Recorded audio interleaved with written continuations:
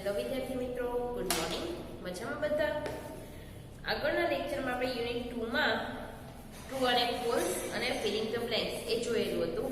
આજે આપણે યુનિટ 2 ના જ આધારે ગ્રામરનો એક ટોપિક જોવાનો છે, વન એન્ડ મેની, એટલે કે એકવચન અને બહુવચન. વન એટલે કે એક વચનમાં વસ્તુ હોય, કોઈ પણ એક જ વસ્તુ હોય, અને મેની એટલે એક કરતા વધારે વસ્તુ હોય છે, બહુવચનમાં હોય. એક વચનનું બહુવચન બનાવવાના પણ ઘણા બધા નિયમો છે, જે આપણે એક પછી એક જોઈશું. એમાં સૌથી પહેલા છે કે કેટલાક શબ્દોને અંતે એસ મૂકવાથી તે શબ્દનું બહુવચન થાય છે. કેટલાક શબ્દો એવા છે કે જેને પાછળ માત્ર એસ જ મૂકી દેવાથી એ બહુવચનમાં ફેરવાઈ જાય છે, એટલે કે તેનું એક કરતા વધારે વસ્તુ છે એવું આપણે દર્શાવીએ છીએ. અહીંયા એવા થોડાક શબ્દો આપણે લખેલા છે કે જેમાં માત્ર ને માત્ર એસ મૂકી દેવાથી એનું બહુવચન થઈ જાય છે. સૌથી પહેલા છે શોપ, એનું બહુવચન થશે શોપ્સ. ત્યાર પછી છે બોય, એનું બહુવચન થશે બોયઝ. ત્યાર પછી છે બુક, એનું બહુવચન થશે બુક્સ. ત્યાર પછી છે ચેર, એનું બહુવચન થશે ચેર્સ. પેન્સિલ, એ બહુવચન થશે પેન્સિલ્સ. બલૂન એટલે કે બલૂન્સ. રોઝ એટલે કે રોઝીસ. એપલ તો એપલ્સ. કાઇટ એટલે કે કાઇટ્સ. ટ્રી એટલે કે ટ્રીઝ. બરોબર? હવે જોઈએ આપણે માત્ર ને માત્ર એમાં છેલ્લે એસ જ મૂકેલું છે અને આ શબ્દોનું બહુવચન બનેલું છે. બધા વર્ડ્સમાં આપણે એસ મૂકેલા છે. જોઈએ શોપ તો શોપ્સ, બોય તો બોયઝ, બુક તો બુક્સ, ચેર તો ચેર્સ, પેન્સિલ તો પેન્સિલ્સ, બલૂન તો બલૂન્સ, રોઝ તો roses, Apple apples, kite kites, tree તો ટ્રીઝ. જો વિદ્યાર્થી મિત્રો, આ બધા શબ્દોમાં માત્ર ને માત્ર શબ્દોની પાછળ એસ મૂકેલો છે અને એનું બહુવચન બની ગયું છે. જોઈ લેશે બધા?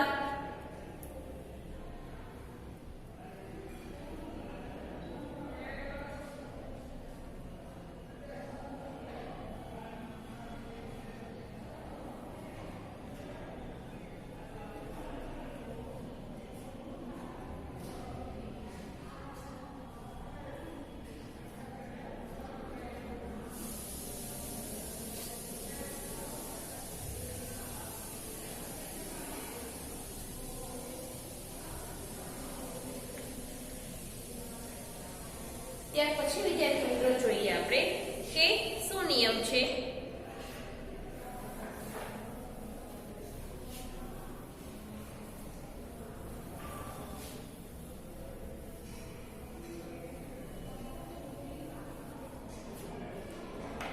તો એમાં આવશે કે જે શબ્દોને અંતે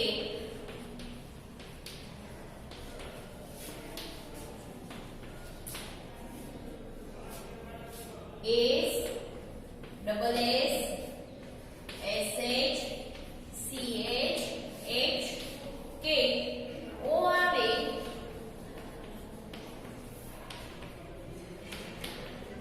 તે શબ્દોને અંતે ઈએસ મૂકવાથી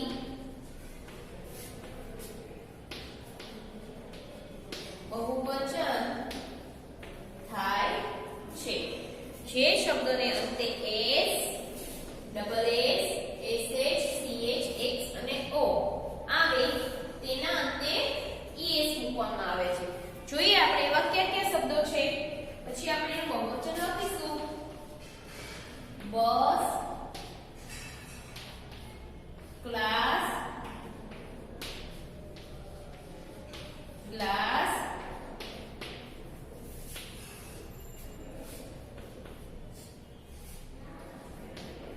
ડીશ, બેન્ચ, બોક્સ,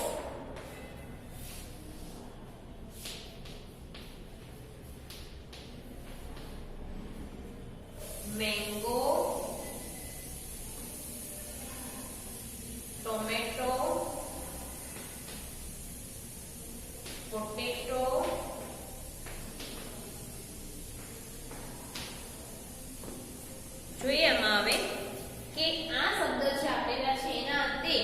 es મૂકવાથી તેનું બહુવચન બની જાય છે.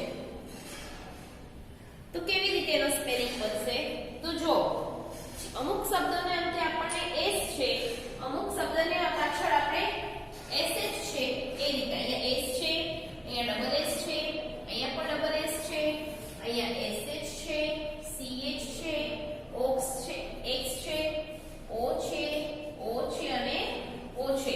આ બધા છે એ ઉપરના નિયમમાં આવી ગયેલું છે કે આ શબ્દોને અંતે s છે, ડબલ s છે, sh છે, ch છે, x છે અને o છે.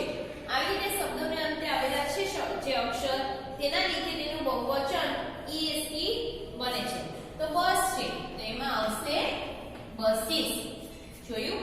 s છે આપણે એનું બહુવચન બનાવતી વખતે એને es લગાવેલો છે. ક્લાસ તો ક્લાસીસ, ડબલ s છે તો એને es લગાવેલું છે. ગ્લાસ તો ગ્લાસીસ,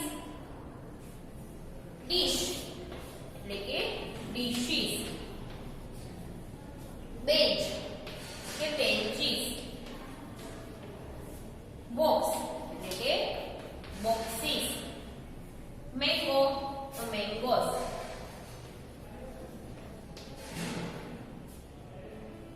ટોમેટો એટલે કે ટોમેટોસ અને પોટેટો એટલે પોટેટોસ.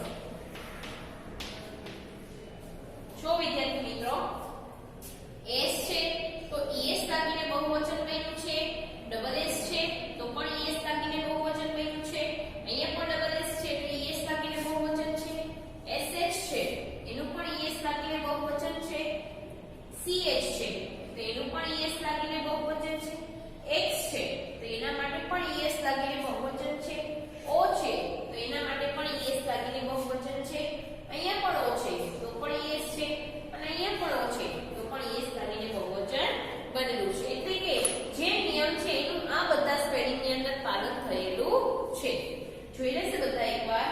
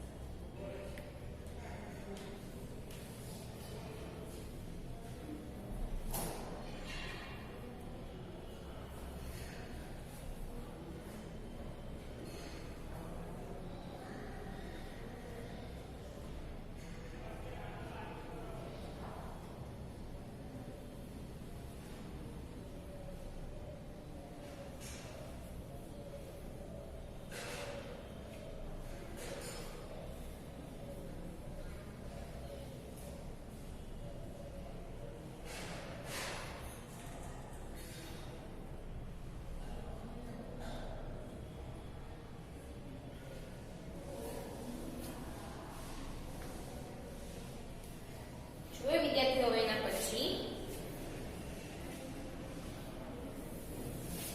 એના પછીના બહુવચન બનાવવાના નિયમમાં પણ કંઈક અલગતા છે.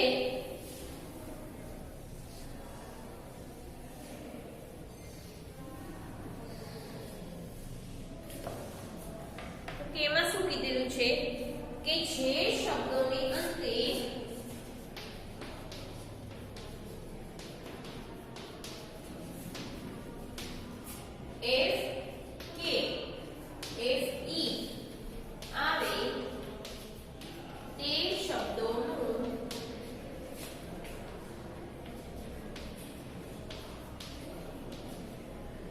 બહુવચન કરવા માટે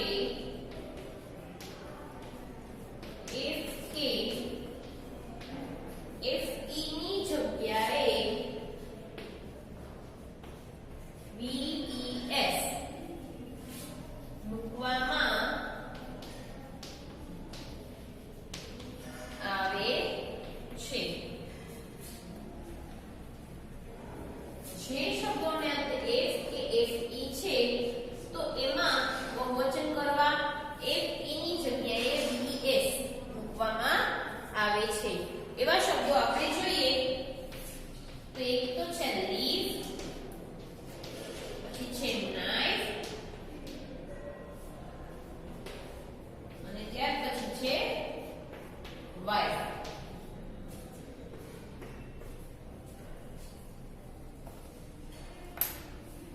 જોઈએ એમાં શું કીધું છે કે જે શબ્દોને અંતે f કે fe આવે તે શબ્દનું બહુવચન બનાવવા માટે f કે fe ની જગ્યાએ એટલે કે f કે fe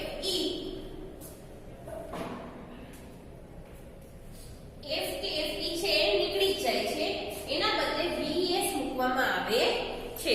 જોઈએ એમાં કેવી રીતે બને છે બહુવચનનું રૂપ.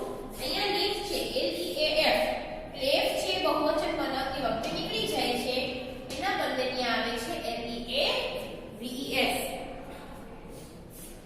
નાઇફ છે એમાં પણ fe નીકળી જાય છે, એની બદલે આવે છે knives. અને વાઇફ છે એમાં પણ fe નીકળી જાય છે, એના બદલે આવશે wives એટલે wives. જોઈ લેશે બધા કે f અને fe નીકળી જઈને ves લગાવીને બહુવચનનું રૂપ છે એ બની જાય છે.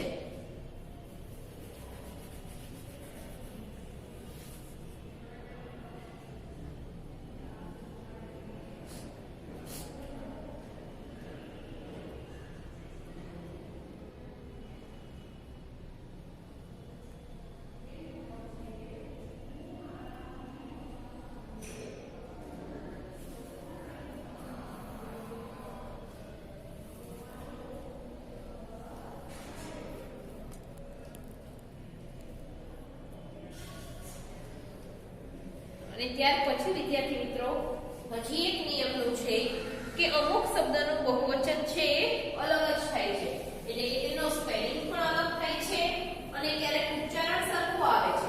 એ રીતે સ્પેલિંગ અલગ થાય છે તો ઉચ્ચારણ સરખું આવે છે, તો ક્યારેક સ્પેલિંગ અને ઉચ્ચારણ બે અલગ જ હોય છે. તો એમાં હવે સૂચના છે કે અમુક શબ્દનું બહુવચન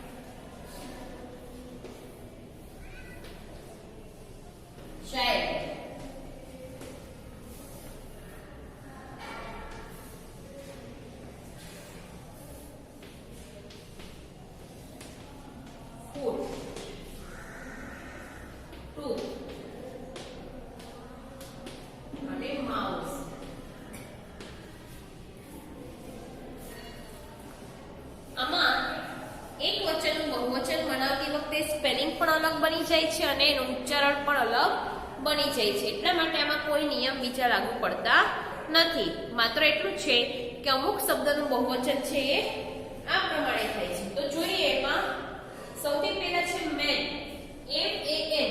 સ્પેલિંગમાં છે M-A-N, એનું બહુવચન થશે M-E-N. એને પણ મેન જ બોલાય છે, પણ લખતી વખતે આ મેન લખીએ ત્યારે એની ઉપર ઊંધી માત્રા આવે છે અને આ મેન લખીએ ત્યારે એની ઉપર સીધી માત્રા આવીને લખાય છે. મેનની જગ્યાએ પછી પોલીસમેન હોય, પોસ્ટમેન હોય, કોઈ પણ રીતે એમાં મેન આવે તો એક વચનમાં M-A-N આવશે, બહુવચનમાં M-E-N આવશે. જોઈએ આપણે પોલીસમેન અને પોસ્ટમેન, ત્યાર પછી વોશરમેન, આવી રીતે હોય. આનું બહુવચન જ્યારે બનાવવાનું થાય ત્યારે M-A-N એની જગ્યાએ બહુવચન M-E-N બને છે.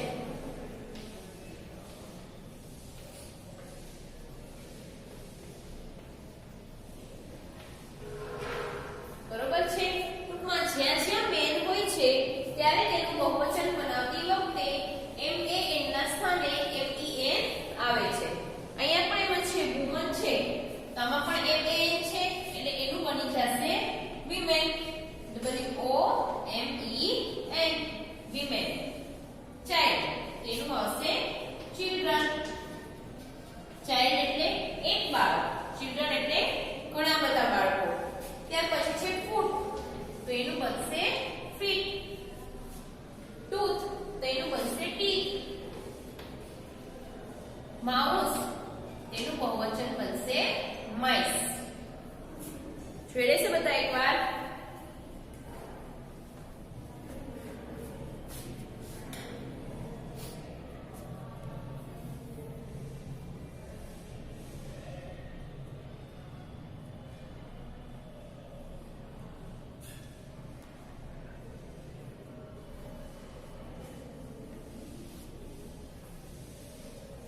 જો વિદ્યાર્થી મિત્રો, આપણે બહુવચનના રૂપમાં એકવચનનું બહુવચન બનાવતી વખતે ઘણા બધા નિયમો છે જેના આધારે આપણે બહુવચન શીખ. આપણે ફરીથી એકવાર રિવિઝન કરી લઈએ કે કેટલાક શબ્દોને અંતે એસ મૂકવાથી તે શબ્દનું બહુવચન થાય છે.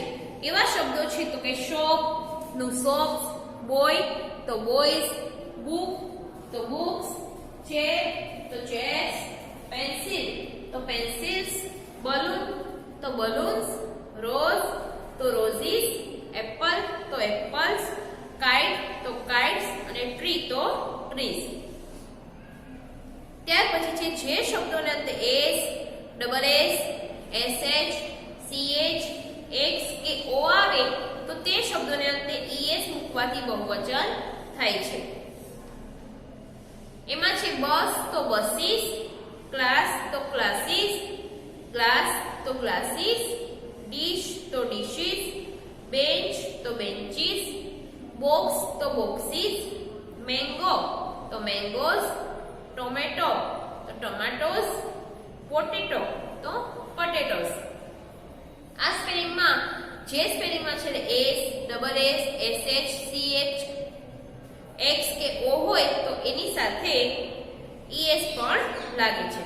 હવે એવા સ્પેલિંગ છે કે જ્યાં એફ કે એફ ઈ હોય તો એ નીકળી જાય છે અને એની જગ્યાએ વીએસ એનું થઈ જાય છે. તેમાં છે લીફ, એલ ઈ એફ તો એનું બને છે લીવ્સ, એલ ઈ એ વીઈએસ. એફ નીકળી જાય છે અને એની જગ્યાએ વીએસ લાગી જાય છે. બીજા નંબરમાં છે નાઇફ, એફ ઈ નીકળી જાય છે એનું સાથે લાગે છે વીઈએસ, નાઇફ્સ. વાઇફ, તેમાં આવશે વાઇફ. ત્યાર પછી છે અમુક શબ્દનું બહુવચન આ પ્રમાણે થાય છે. મેન તો મેન, વુમન તો વિમેન. સ્પેલિંગ પણ અલગ છે અને ઉચ્ચારણ પણ અલગ છે. ચાઇલ્ડ તો ચિલ્ડ્રન, ફૂટ તો ફીટ, ટૂથ તો ટીથ અને માઉસ તો માઇસ. હવે આટલા આપણે શબ્દો જોયા છે એકવચન અને બહુવચનના. આ સિવાય ઘણા બધા એવા શબ્દો છે કે જેમાં આ બધા નિયમોનું પાલન છે એકવચનનું બહુવચન બનાવતી વખતે થાય છે. આજે હું તમને આ વન એન્ડ મેની એટલે કે એકવચન અને બહુવચનનો ફોટો પાડીને મોકલીશ. મેં તમને બોર્ડ ઉપર લખાય એમાં માત્ર સ્પેલિંગ જ લખાવેલા છે, પણ હું જે ફોટો પાડીને મોકલું છું એમાં તમારે સ્પેલિંગ, ઉચ્ચાર અને અર્થ બધું આપેલું છે. એ પ્રમાણે જ તમારે અંગ્રેજીની નોટમાં લખવાનું છે જેથી તમને એનું ઉચ્ચારણ કરતા આવડે. અંગ્રેજીના ચોપડામાં બધા સ્પેલિંગ, ઉચ્ચાર, અર્થની રીતે લખશે અને તમારા રિવિઝન માટે તમને આવડે એના માટે ઘરકામની નોટમાં તમારે જે મેં સ્પેલિંગની રીતે લખાવેલું છે એ રીતે બધા 3 વાર લખશે જેથી તમને આ લખતા અને બોલતા આવડે.